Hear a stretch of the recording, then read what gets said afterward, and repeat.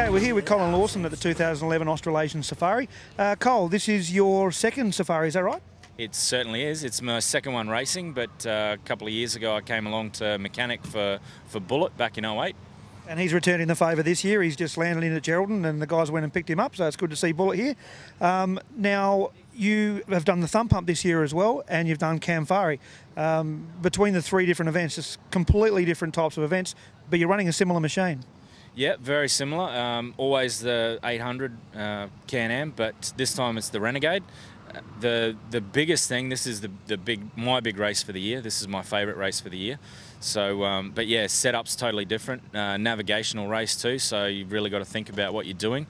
As I learnt today in Prologue, I got a little geographically challenged in the dust, but 7 days to sort that out, I guess.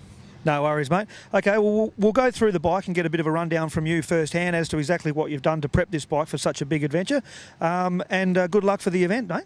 Thank you very much. No worries. Just before we go, we will grab some of the Sid Chrome tools and some CRC products that the good guys from our sponsors have graciously given to us. Hopefully you don't have to use the Sid Chrome tools too much this week, but the CRC product, definitely. So we'll hand that over to you in just a minute. Thank you very much, and thank you CRC and Sid Chrome. Here at 2011 Safari, I've got my Can-Am Renegade. It's an 840. It's an XC 2011. I'll just run through some things, just let you know what we've done to it. Some of the major stuff, engine mods. We've got an 840 kit. I've gone with the bigger cams. I've also got a Mr. RPM oil cooler and filter extension. So that basically just brings the oil temperature down when we're running at high RPM. I've also got the STM primary and secondary clutch, just to give it that little bit of adjustment, so you can adjust when it actually shifts out. Very handy tool especially for the long high speed sections. So you can sort of set it so it's not too high RPM for fuel economy, so you're not revving it at maximum RPM all the time. Another mod we've done is got a speedo healer on it. Now the speedo healer basically tricks the ECM into thinking that it's got a lower speed than it really does, so that the speed doesn't cut the ECM, because they've got a speed limit on them. So we just trick the ECM like that. We've also bumped up or modified the ECM, remapped it, and bumped up the maximum RPM to 9,000. Now that gives it a little bit more top end also. Another big thing is the tyres that I'm running. I've had quite a few people asking about the tyres. They're a steel belted radial. They're a 27-inch diameter. The good thing about the tyres is, with a steel belt, as opposed to the normal bias ply tyres or normal ATV tyre, the normal ATV tyres tend to grow with centrifugal force. So the faster you go, the higher they go. Now that can be a real problem with the trip computers, because it changes the outside diameter. So with the steel belted radials, you're getting no growth whatsoever, or none that makes a real difference. And I've just doing the 20k section this this afternoon, even though I did get a little bit geographically challenged, I did notice that every single mark that the map says, the tacho or the trip meter lines up perfectly, so it does make a big difference. The downside to it is, obviously, they're a 14-inch rim, which is a commander rim, bolted straight on, just in case anyone wants to know for themselves. The downside to the tyre is that they are a little bit heavier. Now, we haven't actually weighed them, but they're similar weight to the tyres, the R-Trax tyres that I was running last year, but they are definitely a bit heavier with that steel belt in there, so I do tend to feel it a little bit more. Luckily, we've got the power steering, which makes a big difference with handling as well. So sits on the highway beautifully. It's just, if it was a road race, we'd win it no problem at all. So it just tracks lovely.